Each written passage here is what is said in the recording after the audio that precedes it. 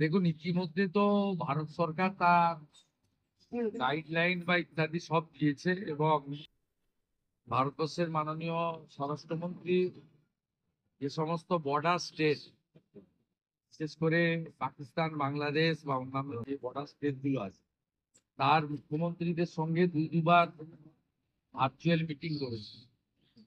স্বাভাবিকভাবে সেই গাইডলাইন অনুযায়ী আমাদের প্রত্যেকের চলা উচিত। এখন প্রত্যেকের উচিত ইউনাইটেড থাকা। দেশের এবং প্রদেশের সরকার বা ল এনফোর্সিং অথরিটি তাদের যে গাইডলাইন বা এসওপি তারা বলছেন, টোটো ফলো করা, ল অ্যাবাইড পিপল হিসেবে, রাষ্ট্রবাদী জনগণ হিসেবে। এবং আমরা সবাই ভারতীয় সেনাবাহিনী, প্যারামিলিটারি ফোর্সেসের জন্য বা অন্য যারা বর্ডারে এই আপৎকালীন অবস্থাতে কাজ করছেন, সকলের জন্য ভারতীয় সংস্কৃতি বা সনাতন সংস্কৃতি মেনে মঙ্গল কামনা, প্রেয়ার ইত্যাদি আমাদের দিক থেকে করা উচিত। এবং নিজ নিজ এলাকায় যদি কোনো আর্মি বা প্যারামিলিটারি পরিবার থাকেন যারা জম্মু কাশ্মীর, পাঞ্জাব এবং রাজস্থান বর্ডারে এই কাজগুলো করছেন, তাদের পরিবারেরও খোঁজ খবর রাখা, তাদেরও মনোবল যাতে ঠিক থাকে, সেই কাজটা নিজের পরিবারের যেমন খবর রাখেন, বাবা মা কেমন আছে, ছোটরা কেমন আছে, সেটা আমাদের এই লিমিটেড স্কোপের মধ্যে এইগুলো আমার মনে হয় করা উচিত। আর সর্বত্র আমাদের যে সিঁদুর নাম দিয়ে যে অপারেশন হয়েছে, ভারতবর্ষের আর্মির অপারেশন, এতে জাতীয়তাবাদ, দেশপ্রেম তাকে আরো জাগ্রত করার জন্য সর্বত্র সাধারণ জনগণ বা পরিবহনকে ডিস্টার্ব না করে তেরঙ্গা যাত্রাও করা উচিত বলে আমার মনে হয়েছে। গোটা পরিবেশটাই দেশপ্রেম এবং রাষ্ট্রবাদের পক্ষে এবং ইন্ডিয়ান আর্মির পক্ষে, ভারত সরকারের পক্ষে হওয়া উচিত। এবং আমরা বিভিন্ন পোস্টে দেশের বাইরে থেকে যাদের রিক্সাই সম্বল, ওই বাংলাদেশের কতগুলো আছে উচ্ছৃঙ্খল, যাদের রিক্সাই সম্বল, তাদের কথা আমি বলছি না। তো ভারতবর্ষের মাটিতে থেকে কেউ কেউ বাংলাদেশের এক শ্রেণীর রাজাকার বা পাকিস্তান প্রেমীদের যে পোস্টগুলোকে রিপোস্ট করছেন, শেয়ার করছেন, সে ব্যাপারেও আপনাদের তথ্য থাকলে আপনারা এমএইচএ বা স্থানীয় পুলিশকে জানান। আমি এইটুকু বলতে পারি, গত 24 ঘন্টায় পশ্চিমবঙ্গে আইন শৃঙ্খলা রক্ষাকারী বাহিনী যেখানে যেখানে অভিযোগ হয়েছে, বা অভিযোগ করলেই তো হয় না, প্রমাণিত অভিযোগ হয়েছে, সেখানে কিন্তু আমি 3-4টে কেস জানি, পুলিশ তাদেরকে অ্যারেস্ট।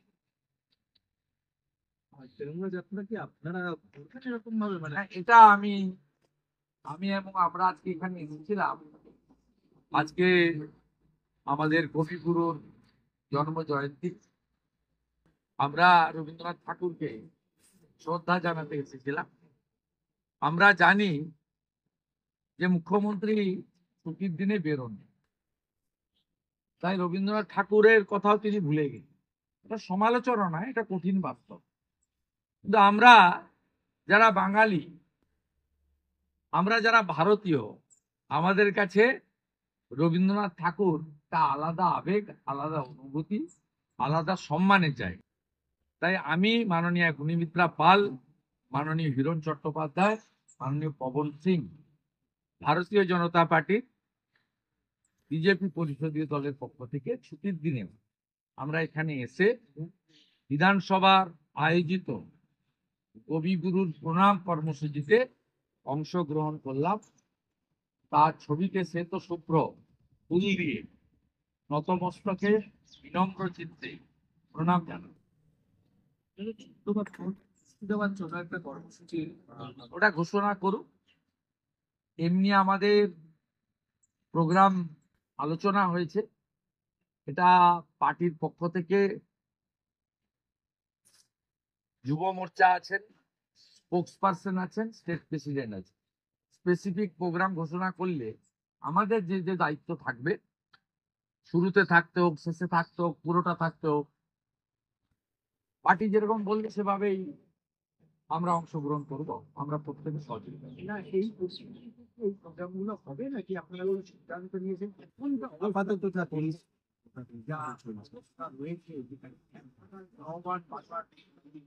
না, প্রায়োরিটি তো দেখুন, প্রায়োরিটি তো সবসময় দেশের সুরক্ষা, দেশের আর্ম ফোর্সের সুরক্ষা এবং একটি আবর্জনা পাকিস্তানকে যেভাবে জবাব দিচ্ছে ভারতীয় আর্মিরা, যে সুদক্ষ পরিচালনা প্রধানমন্ত্রীর হাত থেকে করছেন তার পুরো টিমকে নিয়ে,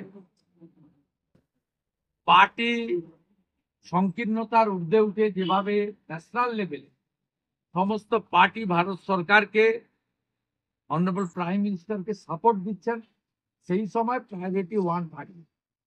কিন্তু পলিটিক্স একটা কন্টিনিউয়াস প্রসেস। আজকেই তো প্রোগ্রাম হচ্ছে না, প্রোগ্রাম এই একটা বড় প্রোগ্রাম যদি কলকাতা থেকে বহরমপুর যাওয়া হয়, মুর্শিদাবাদের হাট সেন্টার 200 কিলোমিটার, যদি ফরাক্কা যান আরো 100 কিলোমিটার। ন্যাচারালি একটা বড় পথে যদি যাত্রা হয়, তার কর্মসূচি কয়েকদিন সময় নিয়ে তারপরে তো এখানে অনুমতির প্রশ্ন আছে। স্বাভাবিকভাবে বিজেপির প্রোগ্রাম হলে অনুমতি পাওয়া যাবে না এবং তখন আদালতের আশ্রয় নিতে হবে। অতএব প্রস্তুতি আমরা নিতেই পারি, এটা সেকেন্ডারি। ফার্স্ট হচ্ছে রাষ্ট্রবাদ, দেশের সুরক্ষা, দেশের আর্মির সাফল্য, তাদের মঙ্গল এবং কল্যাণ প্রার্থনা করা, এটা প্রাইমারি। সেকেন্ডারি পলিটিক্স হচ্ছে কন্টিনিউয়াস প্রসেস। অন্যরাও তো থেমে নেই, রাজ্যের শাসক দল তৃণমূল, তার দায়িত্ব বেশি। আমি আপনাকে দেখাচ্ছি, তাদের তো হিন্দু ভোট কাটার কাজ। হিন্দু ভোটারদেরকে বাংলাদেশি চিহ্নিত করে তাদেরকে কি করে নাম কাটা যায় তার প্রক্রিয়া তো চালিয়ে যাচ্ছে। তার এই যে দেখুন, সিও জানে না, পিসিআই জানে না, sub divisional officer Barasat Sadar sub division ERO 119 Barasat AC, তিনি চিঠি করছেন mister A Mukherjee, Banikantanagar B block.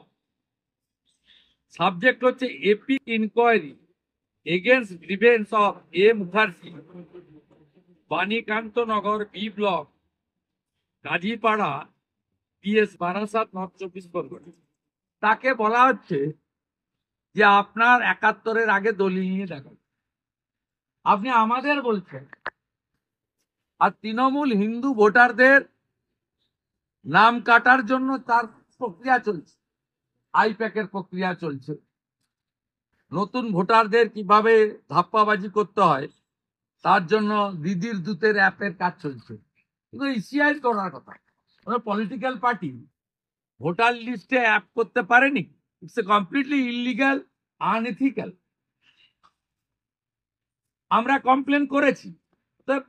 আমরা আমাদের প্রাইমারি কাজ কোনটা, সেকেন্ডারি কাজ কোনটা আমরা জানি, আমরা সেটা করছি। যে পার্টিটা আমরা করছি, আমরা 3 জন এমএলএ দাঁড়িয়ে আছি, এই পার্টিতে একটা ফর্ম থাকে মেম্বারশিপ নিতে গেলে। তার 1 নম্বরে যে কথাটা লেখা থাকে, এটা কোনো পার্টিতে লেখা থাকে nation first, nation first. This is only BJP. BJP 1 নম্বর লেখা হচ্ছে ফর্মে নেশন ফার্স্ট, রাষ্ট্র। তাই বিজেপিকে বলা হয় রাষ্ট্রবাদী পলিটিক্যাল পার্টি। ন্যাচারালি তৃণমূল তার কাজ করে যাচ্ছে, আমাদেরকেও সতর্ক নজর রাখতে হয়েছে যাতে এই সুযোগে দুরাত্মার ছলের অভাব যাতে না। সিপিএম এর দীপশিতা ধর তাদের মুখপাত্র যেই ধরনের প্রচার করছে সোশ্যাল মিডিয়া হোক বা জাতীয়, দেখা যাচ্ছে যে পাকিস্তান কি দাবি করছে সেটার উপর নির্ভর করে তাদের বক্তব্য। ভারতবর্ষের পক্ষে দাঁড়িয়ে কোনো রকম ওদের একটা কাগজ আছে যাদের বাড়িতে অধিকাংশ লোকই পড়ে না, তারপরেও ঝালমুড়িতেও ঠোঙা করে নাকি। গৃহপালিত পশুর বিষটা ফেলার জন্য ওই কাগজটা ব্যবহার করা হয়, ওটার নাম হচ্ছে গণশক্তি। গত দুদিনের হেডলাইনটা দেখবেন, পাকিস্তান বাংলাদেশের কাগজকেও লজ্জা দেবে ওদের হেডলাইন। এরা কমপ্লিটলি, এরা এই যেদিন সিঁদুর অপারেশন হলো, সাকসেসফুল অপারেশন, মাসুদ আজহারের পুরো ফ্যামিলিকে একেবারে ভ্যানিশ করে দিল ভারতের বীর সেনারা। 100 কিলোমিটার ভিতরে ঢুকে মারলো, 100 kilometre. This is first time. 1971-এও 100 কিলোমিটার ভিতরে যায়নি। সেই দিন একটা মক ড্রিলের কথা ভারত সরকার বলেছিল 7-এ, 6 তারিখে এই মিডনাইটে অ্যাকশন হয়েছে। আপনি মক ড্রিলে ডিক্লেয়ার করার পরে সিপিএম এর ওই মালগুলো তো টিভিতে থাকে, আপনারা ডাকেন বলে, ওই চ্যাংড়াগুলো, ওদের একটা ভাটাংশ আছে, এদেরও কতগুলো আছে, পাঁচবার করে ভোটে হেরেছে। সেলিম যেমন 3বার ভোটে হেরেছে পরপর, শতরূপ নাকি একটা আছে, সেও 4-5 বার ভোটে হেরেছে। সবগুলোই হারে ভোটে, আবার যত দাঁড়াবে হারবে। এবং হারা শুধু নয়, এরা সিকিউরিটি মানিও ফেরত পায় না। এরা প্রত্যেকের Facebook account, x account, Instagram খুলে দেখুন নরেন্দ্র মোদীকে নিয়ে কি খিল্লিনা করেনি এরা। বলছে ইনি কোভিডের সময় থালা বাজাতে বলেছিলেন। কি বাজে ভাবে 6 তারিখে ওদের পোস্টগুলো দেখুন, নোংরা ভাবে ভারতবর্ষের প্রধানমন্ত্রীকে আক্রমণ করেছে। তারপরে 7 তারিখ থেকে মুখ চুন হয়ে গেছে, মুখ বন্ধ। ইনসাফ মিছিল পাবেন না, তেরঙ্গা মিছিল পাবেন না। প্যালেস্টাইনে বোম পড়লে এক্ষুনি মিছিল বের করত। অতএব সার্জিক্যাল স্ট্রাইকটা যেমন ওখানে চলছে, 26-এ বেঙ্গলের ভিতরেও এই ভারত বিরোধী টুকরে টুকরে গ্যাংয়ের উপরে সার্জিক্যাল স্ট্রাইক করা উচিত। আর বিজেপিকে যদি বাংলায় মানুষ আনে, 24 ঘন্টার মধ্যে যাদবপুর থেকে এদেরকে চুলের মুঠি ধরে পিটাতে পিটাতে ভারতবর্ষের সীমান্তের বাইরে নিয়ে গিয়ে পাকিস্তানে ড্রোনে বেঁধে ফেলে দিয়া।